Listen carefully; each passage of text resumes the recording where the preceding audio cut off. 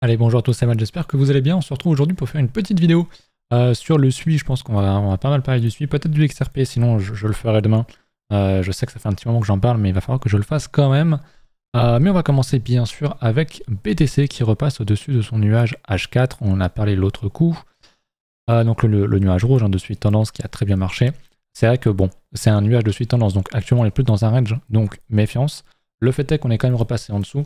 En termes de structure, quand on dézoome, on pourrait faire une très belle structure, un beau double bottom en daily, comme on l'a fait sur Ether, comme on l'a fait sur pas mal d'alts. Bitcoin a un petit peu plus de mal. Donc moi, je serais vraiment très très bull sur Bitcoin quand on cassera les 99, les 100 000 en fait, tout simplement, c'est le niveau des 100 000, et qu'on restera au-dessus, parce que si on casse et qu'on réintègre, franchement, ça serait vraiment quelque chose de pas très bon, et ça risque de puer assez fortement pour les alts, et derrière, si on revient rechercher toute cette zone-là, je pense vraiment qu'on ira casser et qu'on ira beaucoup plus bas, mais pour l'instant, on n'a pas ce scénario-là qui se réalise. Donc, on attend. Perso, je commence à y voir un petit peu plus clair sur ce range, sur BTC et Ether également. Donc c'est plutôt cool.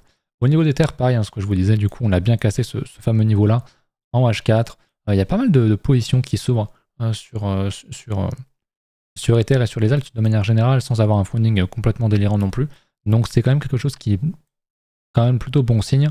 On casse, on renchaîne, on refait un plus haut, ce qui montre qu'on est quand même assez fort. Je pense qu'on va aller chercher la zone de résistance. Donc j'ai mis le retracement 61.8 jusqu'au niveau de structure en termes de graphique. Donc entre 3700 et 3850, grosso modo. Je pense que ça peut être une grosse zone qui peut, qui peut arrêter le cours, qui peut repousser le prix un peu plus bas. Donc à suivre, une fois qu'on ira là-dedans, si on y va, comment est-ce qu'on va gérer ça? Est-ce qu'on va réintégrer cette résistance-là, qui maintenant est un support? Si on fait ça, honnêtement, ça pue. Mais si on rejette pour consolider tout simplement et repartir, je pense qu'on va connaître un très très très beau mois de janvier et potentiellement même de février. Donc voilà un petit peu pour le contexte sur les alts. On va regarder le SUI, je pense que vous le connaissez tous. C'est le 13e, 15 milliards de market cap, une L1, El Famoso futur Solana. Donc très intéressant, j'en ai très très peu parlé pour ma part sur ma chaîne. Parce que tout simplement je montre surtout ce que je possède, comment je vois les choses, etc. Et le SUI, je suis toujours passé à côté. J'en ai jamais acheté, je pense que j'en aurai jamais. En tout cas, sur ce cycle, je pense que c'est trop tard pour moi, pour mon profil, pour du long terme. Donc forcément, c'est pas quelque chose qui va m'attirer énormément. Mais le fait est qu'il est extrêmement, mais extrêmement solide, très très costaud. Le SUI, quand on regarde en daily, il ne fait que des petites structures. Et il ne fait que casser par la suite, comme on l'avait vu un petit peu plus bas ici. On a un dump, hop, double bottom, il envoie. Ici, double bottom, il envoie, il reteste, parfait. Il renvoie là, pareil, on a une belle structure, il casse, et juste il continue son ascension, il est extrêmement, extrêmement fort. Très très performant, difficile de rentrer là-dedans, honnêtement, on va pas se mentir. C'est très très dur, on va le regarder en H4. On voit qu'il y a cependant quand même beaucoup de positions qui sont actuellement sur un ATH. C'est pas quelque chose que j'aime énormément, parce que potentiellement c'est des gens qui font moins à l'achat. Donc si on commence à se retourner, je pense que ça peut piquer, on peut revenir réintégrer le range, voire aller un petit peu plus bas. Donc attention à ça, je suis jamais vraiment très très fan de ce genre de move. Un peu comme on l'avait fait ici, vous voyez, on casse le plus haut ici, avec énormément de positions qui s'ouvrent, et derrière on recte un petit peu les gens. C'est je pense quelque chose qu'on fait assez souvent. Donc attention à ça. Cependant, ici sur la structure, il y a eu beaucoup de funding négatif. Donc c'est quand même bien, on voit qu'on n'est pas dans un funding qui est non plus abusif, donc il n'y a pas trop de monde qui faut moins là-dedans. Mais quand même, le mieux serait quand même de choper un beau setup en H4 en daily avec un funding négatif comme il y en a un petit peu. Mais là, ce que je vois ici, là, la grosse accélération de l'ouverture des positions, j'aime pas. Donc je rappelle, c'est des positions qui s'ouvrent sur les contrats futurs à l'achat et à la vente. Mais quand on voit le price action, on peut être amené à penser que c'est quand même pas mal d'achats qui s'ouvrent, surtout qu'on est pas mal remonté un petit peu dans le funding, même si c'est pas aberrant. On est quand même pas mal remonté, donc je pense qu'il y a un certain FOMO à l'achat là-dedans, donc j'attendrai un petit peu avant d'en acheter. J'attendrai peut-être un retest, une structure, peut-être si on fait un double bottom, quelque chose pour essayer de choper un swing là-dedans. Sinon, j'attendrai un rect de manière un peu plus générale pour essayer de rechoper un achat un petit peu plus bas. Mais le SUI est très très intéressant, je pense, à jouer en termes de tendance. Pour ceux qui traitent les tendances, ça peut être vraiment sympa. Avec un petit levier, ça peut être vraiment bien. Mais en daily, il est vraiment très très très très très impressionnant. Avec un gros pic ici, avec beaucoup de funding. On n'a pas vraiment retrouvé ici. On l'a posé un certain top et puis très vite on a bien nettoyé le marché, on le voit bien. Là on a eu du funding négatif très vite. Par contre ouais, on enchaîne quand même pas mal sur les positions, donc c'est ce qui me fait dire quand même attention. Mais le SUI est globalement très très très très solide. On va regarder un petit peu en termes de targets ce qu'on peut avoir. Donc c'est une nouvelle crypto, donc compliquée. On ne peut pas faire de retracement par rapport au top de 2021. Mais si on trace une extension, alors juste sur le mouvement qu'il y a eu entre octobre et mars-avril, on l'a déjà atteint la première zone qui est ici. On a d'ailleurs bien congestionné là-dedans, mais on a l'air de vouloir la réattaquer. Donc attention, est-ce que ça réintègre pas? Est-ce que si ça réintègre, je pense qu'on pourrait avoir un stop un peu plus gros. Et si effectivement il y a un gros FOMO à l'achat ici, on réintègre, on pourrait avoir un range un peu plus gros pour repartir plus tard.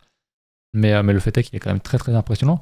Donc pour moi, en target prochaine, je dirais évidemment les 6,6 $, le 1.618, et peut-être pour une fin de bull run, on pourrait peut-être aller chercher la zone de 272 de 14 d'extension FIBO, ce qui nous ferait, je l'ai vu encore derrière, ce qui nous ferait encore un x4 sur le Suisse, et c'est beaucoup, c'est comme une grosse cap, mais je pense que c'est quelque chose qui est largement entre guillemets atteignable. Voilà. On va attendre, j'aimerais bien remettre une autre extension peut-être par rapport à ce bottom là. Alors ici on l'a fait ici. Par rapport à la petite congestion qu'on a eue ici, au petit rejet, on a pu mettre une target et on est totalement dans la même zone que l'autre. Donc les deux sont plutôt bien alignés, c'est bien.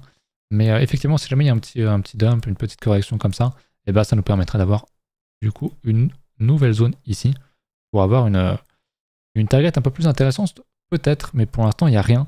Donc on l'attend, mais le suivi est très très intéressant. Pour moi, à jouer plutôt sur du moyen terme. C'est pas idéal pour rentrer. Après, est-ce qu'on aura vraiment à un moment donné un niveau idéal pour rentrer? Je sais pas. J'avoue que c'est compliqué. Si pour moi on vient un redump, j'ai pas tracé un retracement, my bad. Je fais ça de suite.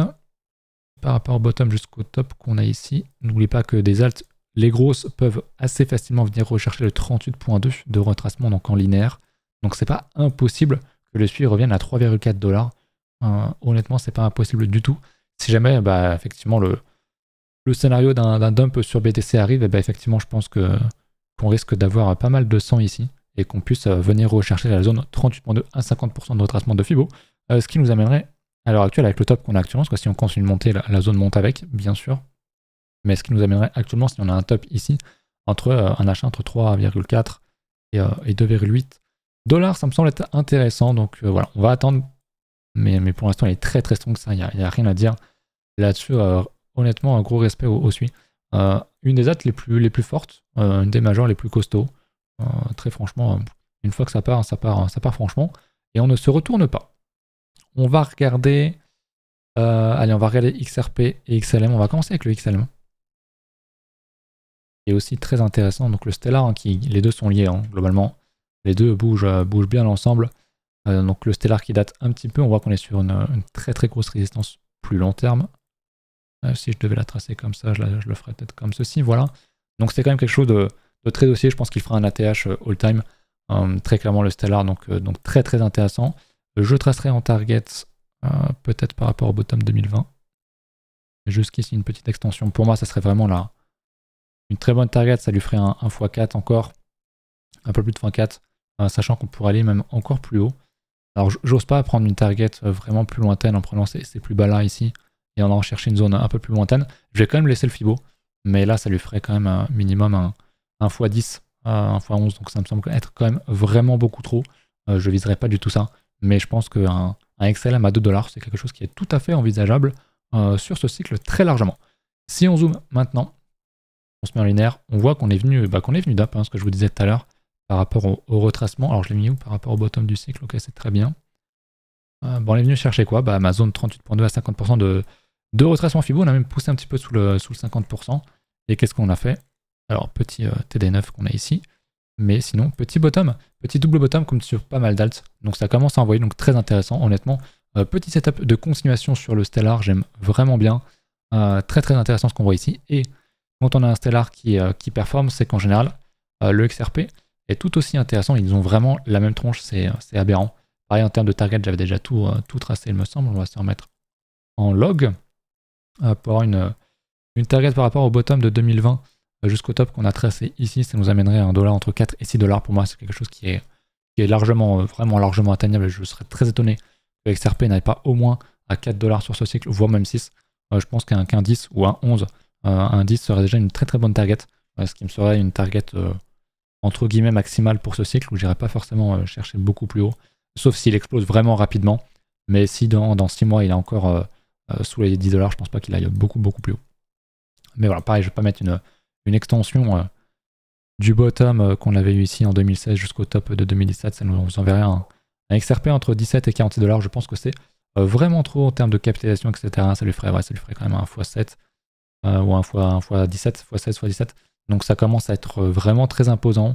Maintenant, un XRP, pardon, qui passe les 10 $, qui essaie pourquoi pas de faire une mèche ou un gros mouvement, un peu de FOMO, de panique. Dans cette zone-là, ça me semble pas un problème, mais je pense vraiment pas qu'on la passe, honnêtement. Donc ouais, 11, 20 $, c'est vraiment le gigamax pour moi sur ce cycle. Mais on n'y est pas. Ce qui nous intéresse pour l'instant, c'est ce qu'on a actuellement. Et en daily, il ressemble pas tant que ça au XLM parce qu'il a pas tant pris cher, lui. Voilà, il a tout pile touché son 38.2, il n'est pas venu chercher le 50% comme le XLM qui est venu faire un truc comme ça, en gros, ce que je vous disais. XRP beaucoup plus strong, qui vient à peine toucher, vraiment sur un pixel, c'est vraiment très pixel, qui a touché son 38.2 de retracement Fibonacci et qui derrière, qui enchaîne direct, qui est toujours dans un range, pour moi c'est plus un range. Alors ici on peut y voir certes un double bottom qui casse, en tout cas une inversion de structure, même si on est dans un range, on repasse au-dessus du milieu de range, donc c'est quand même plutôt bon signe. Très intéressant, honnêtement, le XRP, je pense qu'il peut aller encore assez loin, même si je n'irai pas non plus rentrer ici avec un très gros levier. Le fait est que même sur un x2, le x2 est safe, je pense vraiment pas qu'on passe sous le 61.8. Au pire, si vraiment il y a du gange et qu'on galère encore quelques semaines ou un mois ou deux, dans le pire des scénarios, si Bitcoin tombe et va effectivement chercher son 80K et que les alts sont emportés, je pense qu'il ira chercher son 50%, mais je pense vraiment pas qu'il aille beaucoup plus bas. Donc pour moi, si jamais on revient dans cette zone-là, c'est vraiment maxi boy, mais je suis pas ultra convaincu qu'on y aille non plus. Donc très intéressant le XRP, honnêtement, j'aime beaucoup ce que je vois ici. Voilà, écoutez, je vous laisse là-dessus. Je vous invite à venir sur le Discord, à rejoindre le Discord, puisque on va le refaire. On est en train d'en discuter avec les poulpes, ceux qui sont souvent là. On va essayer de jouer un petit peu plus les narratives, d'avoir des channels beaucoup plus accurate pour parler IA, RWA, etc. plutôt que les trucs beaucoup plus généralistes, et on va essayer d'amener un petit peu de monde aussi. Donc n'hésitez pas à venir et à venir sur le Discord, ça serait très sympa. Si jamais vous cherchez à acheter des alts, pensez bien qu'il y a mes liens référents pour me soutenir et pour obtenir des réductions dans la description. Vous aurez également accès à l'école où on a fait hier un très gros stream privé. On a parlé de pas mal d'altcoins IA qui sont très intéressantes, avec certaines qui ont de très beaux setups. On a allongé la liste. C'était vraiment très intéressant et on va raider ça bien ensemble, tout ça. Je crois qu'il y a déjà une alt qui a déjà pris 40% par rapport à hier. Donc voilà. N'hésitez pas à venir. Et puis écoutez, on se retrouve une prochaine fois. Salut. Attendez, on est quel jour là? On est samedi, donc demain vidéo et stream. Ce soir pas le stream, normalement je pense pas. Donc demain vidéo YouTube comme tous les dimanches. Et puis bien sûr un très beau stream demain pour clôturer cette belle semaine.